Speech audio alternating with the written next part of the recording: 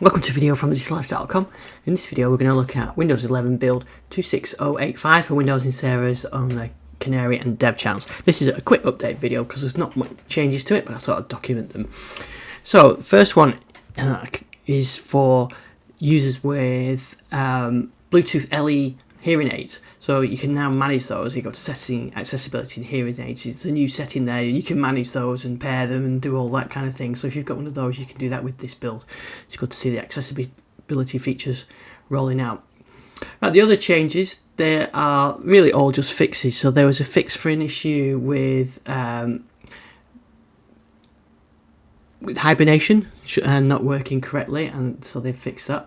They fixed an issue with the context menu in File Explorer, might be missing the background, and they fixed some issues with the icons may appear out of size and sort of text overlapping, and they fixed some memory leaks when working with archive folders or zip files in File Explorer, and they fixed some thumbnails.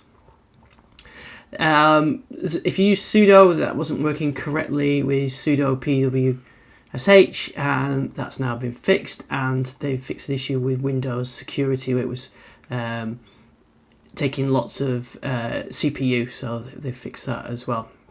And they fixed some issue with settings and Windows Update, mainly one for dev channels where you got an error when trying to install cumulative updates. That's been fixed.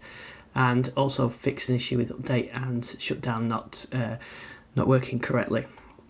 There are a few known issues. There's still an issue with machines rolling back when you install the build. I haven't seen that. I installed this without an issue. And there's a new issue of which they're working on, where File Explorer would revert to the previous design and lose the tabs as well, but I haven't seen that. And there's a couple of Copilot issues, but no new ones.